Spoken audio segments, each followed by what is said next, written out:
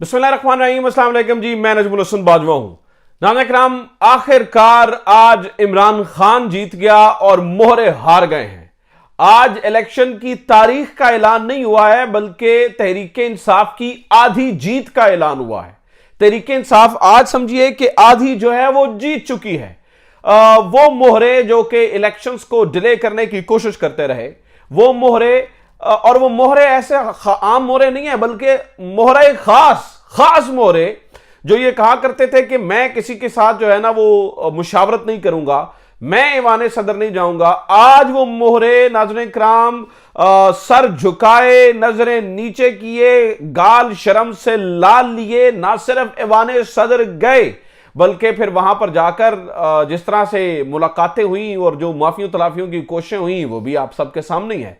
तो आज ये इलेक्शन की तारीख का ऐलान नहीं हुआ है, बल्कि इमरान खान की जीत का, और ये आधी जीत है। मैं इसे आधी जीत क्यों कह रहा हूं, मैं इसे इमरान खान की जीत क्यों कह रहा हूं और इसे मोहरों की हार क्यों कह रहा हूं, आज की वीडियो में मैं आपके सामने ये रखने वाला हूं। और ऐवान सदर में ये पूरा जो प्रोसेस चला है, जो पिछले 2-3 घंटे से ये जारी था, कभी वो आ रहे थे कभी ये जा रहे थे, तो ये मामला क्या तय हुआ, ये चल क्या रहा था, ये भी मैं आपके सामने रख देता हूं। सबसे पहले ये जान लीजिएगा कि ये सिचुएशन चल क्या रही थी, ये मामला बन क्या रहा था, फिर आपको जो है ना वो चीजें समझने में थोड़ी सी आसानी हो जाएगी। आज अदालत ने, वैसे तो अदालत के मतलब जो उन्होंने ऑर्डर किया उसके ऊपर भी काफी सारे क्वेश्चन हैं, लेकिन आज अदालत ने कहा कि जनाब इलेक्शन कमीशन और सदर ममलिकत जनाब आपस में मुतफिका तौर पर फैसला करके हमें कल आगाह करें और तारीख का ऐलान करें। तो अब करना यह था कि election commission, chief election commissioner जो कि नवाज शरीफ साहब के सबसे बड़े मोहरे हैं, उन्होंने जाना था ऐवान सदर में, जाकर वहां पे मुलाकात करनी थी और इलेक्शन की तारीख के बारे में डिस्कशन करनी थी। अब प्रॉब्लम यहां पर यह थी कि यही जो सिकंदर सुल्तान राजा साहब हैं, ये माजी में ये कह चुके हैं कि मैं क्यों जाऊं, मुझे तो इलेक्शन एक्ट ने जो है ना वो पावर दी है और मैं सदर ममलिकत से बात ही नहीं करूंगा। और नाज़रीन किराम, आज वो मोहरे भी बेनकाब हुए जो ये कहा करते थे कि ये सदर इलेक्शन की तारीख के बारे में बात करके मुल्क की मैशत को खराब ना करें। बड़ी मुश्किल से मैशत थोड़ा सा बेहतर होना शुरू होती है तो सदर तारीख देने का ऐलान कर देते हैं, जब तारीख देने की बात करते हैं तो फिर मैशत गिर जाती है। आपको याद होगा कि ये किसने कहा था।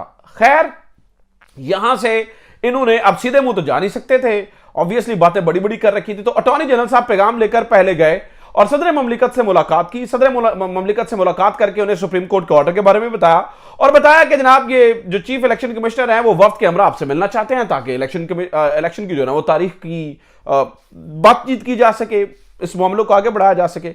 तो सदर ममलिकत ने कहा तो मैं तो पहले ही कहता था, मैंने तो इन्हें मुशावरत के लिए बुलाया भी था, मैंने तो इन्हें तारीख भी तजवीज दी थी। मतलब वैसे तो ये सदर ममलिकत की भी यहां पर उन्होंने भी भंड मारा है, वो आगे चल के डिस्कस करते हैं कि उन्होंने भंड क्यों मारा था, उसके पीछे क्या वजूहात थी। लेकिन खैर, आज ना मोहरों के पिटने का दिन है तो पहले मोहरों की पिटाई कर लेते हैं, उसके बाद आगे बढ़ते हैं।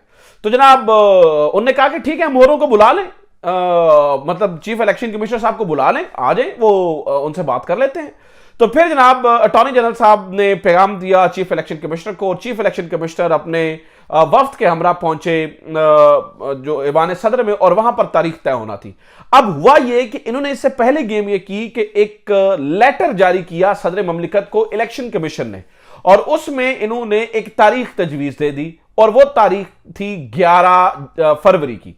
अब सदर ममलिकत पहले एक लेटर लिख चुके हैं इलेक्शन कमीशन को, तो ये लेटर खेल रहे थे। वो लेटर भी बड़ा एकदम से वायरल हुआ और शायद समझ में आया कि शायद कोई तारीख का ऐलान हो गया और फलां हो गया और ढिमका हो गया, आपके सामने ही है। लेकिन फिर नाज़रीन किराम क्या हुआ, उस जब ये पहली मुलाकात हुई, यानी कि चीफ इलेक्शन कमिश्नर की और उधर जो है ना सदर ममलिकत की जब पहली मुलाकात हुई, तो उसके अंदर जो चीफ इलेक्शन कमिश्नर थे वो 11 फरवरी की डेट बता रहे थे, और जरा हमें ये बताते हैं कि जो सदर ममलिकत थे वो 28 जनवरी पर अटके थे, क्योंकि सारा प्रोसेस 28 जनवरी को, ये जो भी हल्का बंदियां और जो भी इतराजात और ये सारे मामला जो है ना वो 28 जनवरी, तो जो सदर ममलिकत का मौकफ था वो ये था कि 28 जनवरी से हम मामला 11 फरवरी तक क्यों लेके जा रहे हैं, आप इसे जो है वो बिलावजह तूल देने की कोशिश कर रहे हैं, तो ऐसा ना कीजिए। 28 जनवरी तो डेडलॉक हो गया, वो 11 फरवरी पे अटके रहे, ये 28 जनवरी पे अटके रहे, तो मामला डेडलॉक का शिकार हो गया। तो वहां से जो चीफ इलेक्शन कमिश्नर और जो वफ्द हैं वो वहां से निकला और दोबारा इलेक्शन कमीशन में आ गया।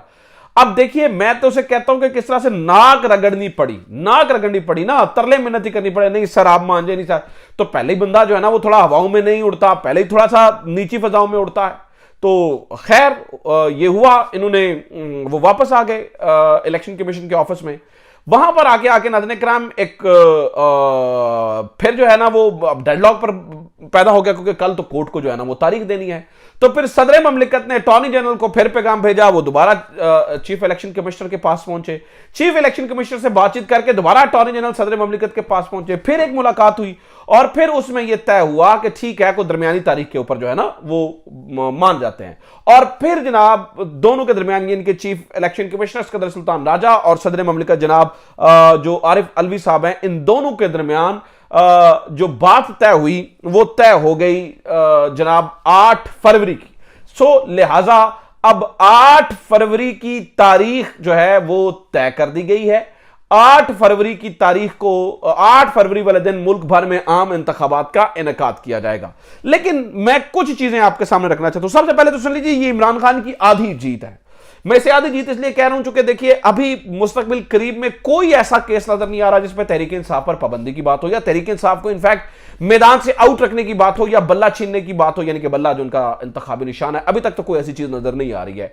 और अब अगर इंतखाबात की तारीख का ऐलान हो जाता है और उस ऐन मौके के ऊपर जाकर किसी पार्टी के ऊपर पाबंदी लगाते हैं तो फिर डेफिनेटली जो इंतखाबात होंगे वो कंट्रोवर्शियल हो जाएंगे, कंट्रोवर्सी का शिकार हो जाएंगे। ऐन मौके के ऊपर तहरीक इंसाफ को इंतखाबात से बाहर धकेला गया तो ऑब्वियसली तहरीक इंसाफ जो है ना वो फिर रेजिस्ट करेगी, और अगर फौरी तौर पर ना भी कर सकी तो रेजिस्टेंस जारी रहेगी। यानी कि जो नई गवर्नमेंट आएगी वो स्टेबल गवर्नमेंट नहीं होगी, वो पाकिस्तान के लिए किसी भी सूरत में किसी भी मफाद में नहीं जा सकेगी। एक स्टेबल गवर्नमेंट पाकिस्तान के अंदर फॉर्म नहीं होगी। लिहाजा मुझे तो इस वक्त अगर मैं आपको बताऊं तो मुझे कोई सूरत हाल ऐसी नजर नहीं आती है जिससे मैं आपको ये कह सकूं कि तहरीक इंसाफ पे पाबंदी लगने जा रही है या तहरीक इंसाफ पे पाबंदी लग जाएगी। तो इस वक्त आधी जीत है इलेक्शन की तारीख, क्योंकि कहानी ये थी ना कि इलेक्शन होने हैं नहीं होने हैं, तो इलेक्शन की तारीख का ऐलान हो जाना इनफैक्ट आधी जो है ना वो इसका मतलब है तहरीक इंसाफ जो है ना वो आधी जीत तो उसकी यहीं पर हो गई, यानी कि यहीं पर जो है ना वो आधा मैच जीत चुके हैं। अब अगली कहानी सुन लीजिए, अब उसके बाद क्या होगा ये ज्यादा इंपॉर्टेंट है। अब नाज़रीन किराम चूंकि अदालत की जानिब से मुख्तलिफ चीजें जो है ना वो कही गई आज, वैसे तो मुझे अदालत से भी बड़े सवाल हैं। यानी कि एक वक्त था, आप ये देखिए कि जो कहते थे कि ऐवान सदर नहीं जाएंगे उन्हें जाना पड़ा, जो कहते थे इलेक्शन की तारीख नहीं दे नहीं उन्हें इलेक्शन की तारीख देनी पड़ी, जो कहते थे सदर इलेक्शन की तारीख नहीं दे सकते वो भी आज कह रहे हैं जी सदर इलेक्शन की तारीख दे। तो कहानी है। लेकिन अगर आप थोड़ा सा पीछे जाएं और अदालत के सारे मामलात देखें तो जनाब ये देखिए 14 मई इलेक्शन नहीं हो सकते। ये कहा गया था क्योंकि फंड्स नहीं है, सिक्योरिटी नहीं है, सदर का इख्तियार नहीं है, फलाना ढिमकाना। आज जब ये डिसाइड हुआ है कि जनाब इलेक्शंस होने हैं तो एक ही दिन में सब कुछ हो गया। फंड्स का बंदोबस्त भी हो गया, शायद सिक्योरिटी का बंदोबस्त भी हो गया, हर चीज का बंदोबस्त हो गया एक ही दिन में, चूंकि आज डिसाइड हो गया। तो यहां पर बात थोड़ी सी गड़बड़ भी लगती है। यहां पर आपने ये ज़हन में रखना है कि थोड़ी सी गड़बड़ की गुंजाइश डेफिनेटली मौजूद है, क्योंकि एक ही दिन में इस तरह से स्पीडो में लगकर जो है ना वो सारी चीजें जो हो रही हैं, न जाने क्यों ये मुकमुका का खेल भी समझ में आता है। एक ऐसा खेल समझ में आता है जिसकी जो है ना वो अंजाम शायद कुछ उस तरह से अच्छा नहीं होगा। लेकिन let's be optimistic and be positive, क्योंकि उसकी वजह यह है कि अभी कोई तहरीक इंसाफ के ऊपर पाबंदी लगने के दूर दूर तक कोई चांस नजर नहीं आता। तो लिहाजा मैं I will take this optimistically. और एक चीज आप ये मान जाइए कि इमरान खान की दूर अंदेशी को आप सलाम जरूर पेश करेंगे। इमरान खान ने सदर ममलिकत को कितनी बार कहा था आप आईनी जिम्मेदारी पूरी करते हुए दीजिए इलेक्शन की तारीख, लेकिन इन्होंने इलेक्शन की तारीख नहीं दी। आज इन्हें वो काम करना पड़ा। अगर आज ये सदर ममलिकत तारीख ने दी होती, सदर ममलिकत ने तारीख, तो अदालत किसी और तरीके से रिस्पॉन्ड करती। आज सदर ममलिकत के ऊपर जो है ना वो आर्टिकल 6 की तलवार लटकना रही होती। लेकिन सदर ममलिकत फिर आरिफ अलवी साहब तो आरिफ अलवी हैं, आई डोंट नो, मैं ये नहीं कह सकता। देखिए पता नहीं क्या उनके ऊपर प्रेशर था या जो भी था। बहरहाल whatsoever at the end of the day if the end is good then everything is good. Election की तारीख का ऐलान हो गया है। अल्लाह करे कि अब चीज़ें जो है वो पॉजिटिव डायरेक्शन में बढ़ते हुए इलेक्शंस की तरफ जाएं और इलेक्शंस जो है ना वो होते हुए हमें नजर आएं। अपना ख्याल रखिए। खुदा हाफिज़। पाकिस्तान जिंदाबाद।